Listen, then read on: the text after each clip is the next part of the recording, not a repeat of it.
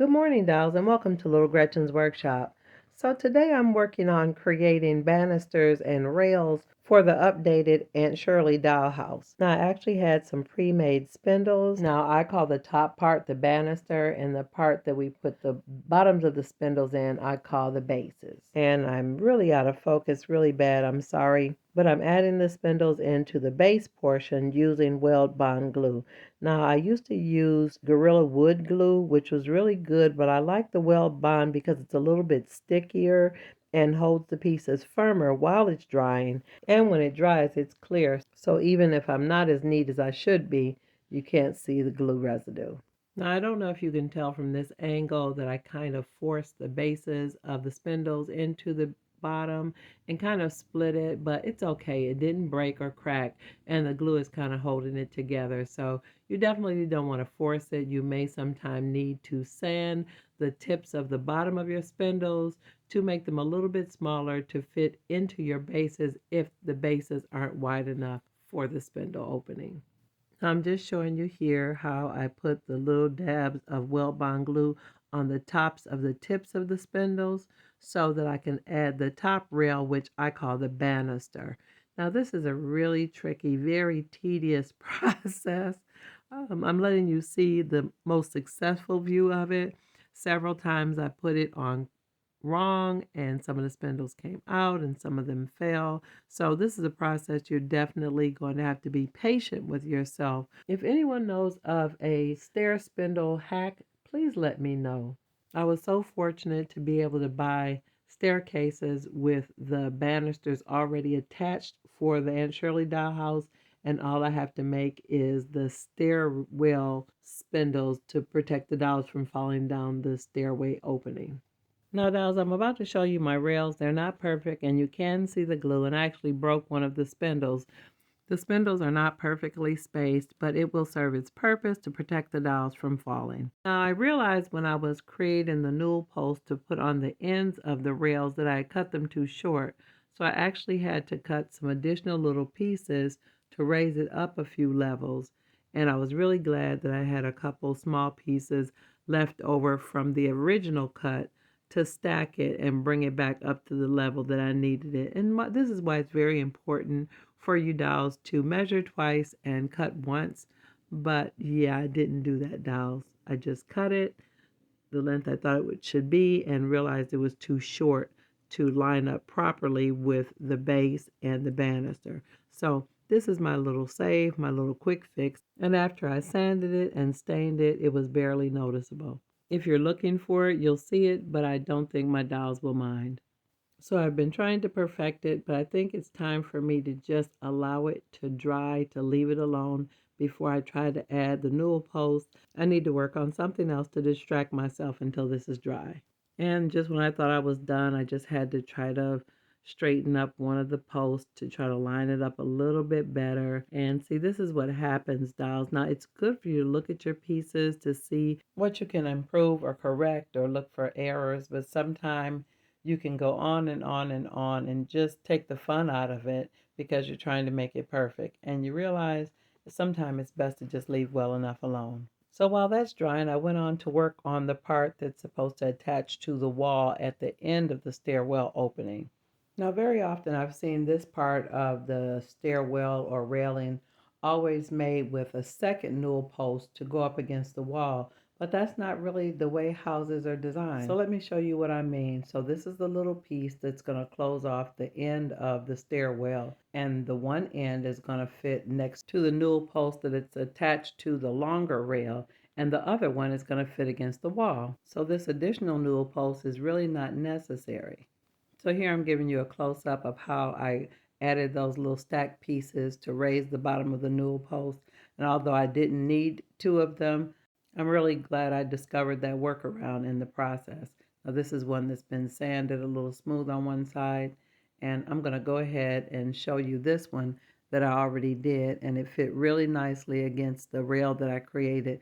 Now it is still dry and I really need to stop handling it, but I want to remove some of this excess glue that oozed out while it was drying. And there you see I knocked it off.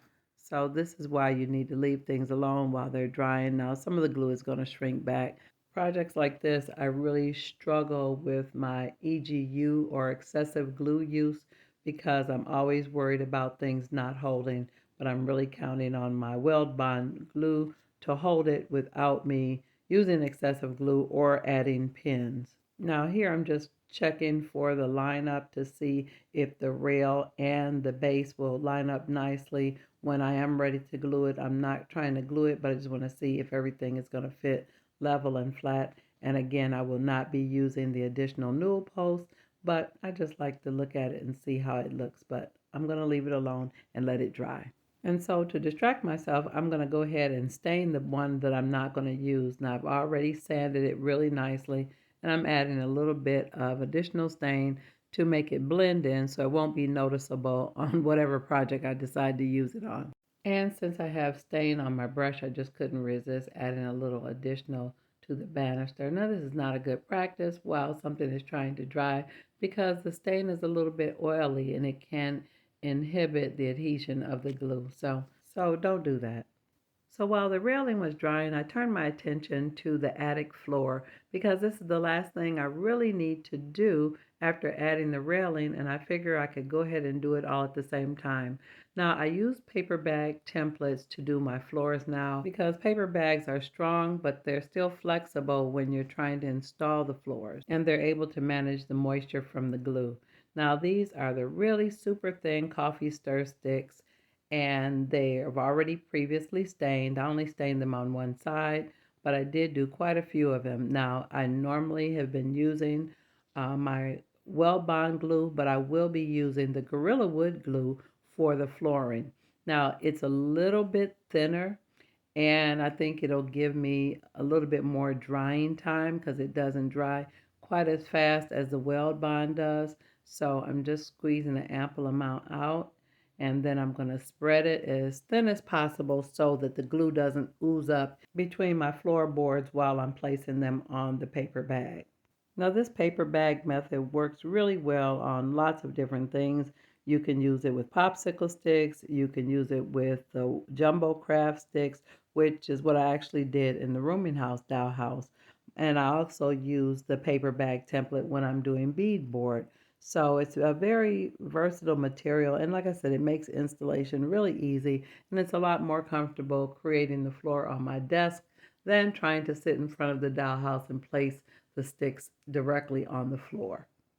Now my template is roughly the size of the room. I may have to trim off some of the sticks after I complete it. Now if you want to have your sticks exactly and perfect when you're doing your template, you need to be very precise when you're making your template. But even if you make your template to the exact size of the room, you still might end up with a product that's slightly bigger. So now, although I'm not doing it, it's a good practice to actually work one area at a time rather than try to put glue on the whole piece of paper.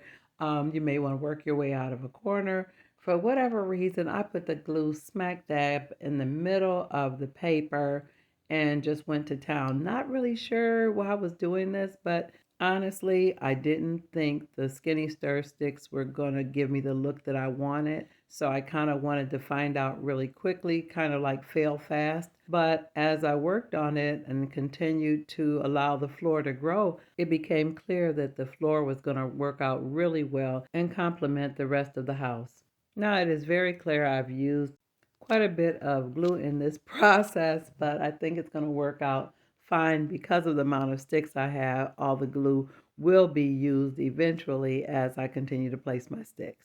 And you can see really clearly in this next frame that the process moved along really quickly. So I want to encourage you, dolls, that sometimes you think something is not going to work. You need to just go ahead and try it. Again, don't be afraid to go ahead and fail fast.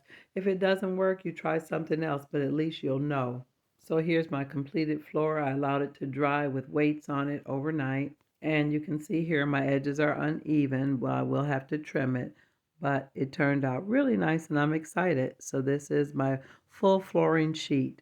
Now, although I really like the way it turned out, I really want to sand it and stain it again. Now, I know there are all types of wonderful companies and brands out there that make amazing flooring, but I just want to encourage you, dolls, to make the things that you can make for your dollhouse and save your coins for the things either you don't have the skills to make or that you just prefer to purchase. Now here I am doing just a quick sanding job across the surface of my new floor because I want it to be smooth. I don't want the dolls hurting their feet on splinters or raised boards. Now I do plan to add another coat of stain, but let's check on those rails.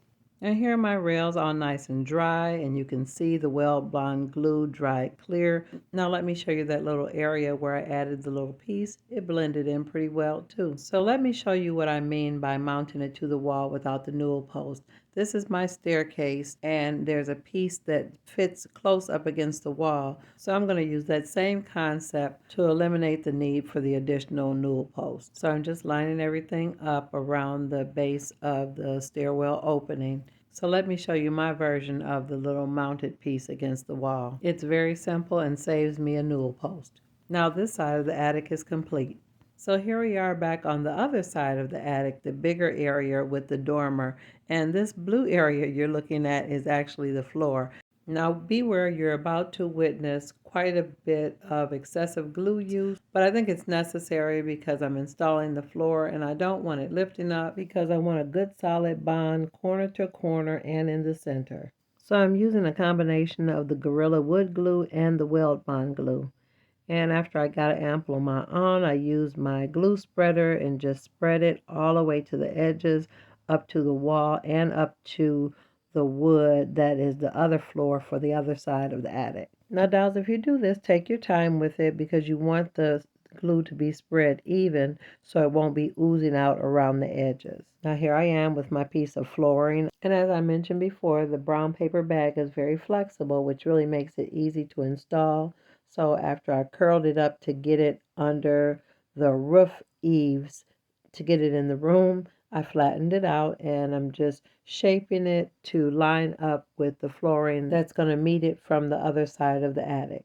Now that everything is lined up the way I want it to be, I'm putting in some scrap samples of granite and quartz or marble or whatever it is to weight down my floor and keep it in place so it'll dry nice and flat. And here's how it looks with all my weights in place, and I do have some spare sticks. Now I also had a couple 1, 2, 3 blocks. Now I didn't capture the footage, but I did add binder clips to that edge right along the floor to ensure that it didn't lift while it was drying. Now this is the next day. I allowed it to dry overnight and everything is nice and flat and solid. Those granite pieces really kept everything in place. And now I'm just going to kind of finish off this little transition area. Now you see the flooring I made and the floor that I installed that were the remnant pieces that I got from the estate sale. Now the color isn't exact, but I think it's similar enough.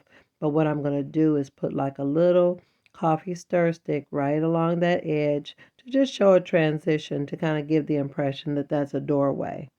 Now you see I added a very sparing amount of my Weld Bond glue, and now I'm placing the coffee stir stick that I've already cut right in that area, and then I cut a smaller piece to just finish it off right there along that corner. Now you can see along the wall the blue from the original floor of the house, but after the baseboards are in, you won't be able to see any of that. But I don't have enough to complete the room, so I'm not going to worry about it right now. But I'm really happy about the way the floor turned out. Now, dolls, if you enjoyed this video today, let me know in the comments. And always look for me on Mondays and Wednesdays after 7:30 p.m. Eastern Standard Time. And I'm looking forward to seeing you all on the next episode of Little Gretchen's Workshop. Bye-bye now, dolls.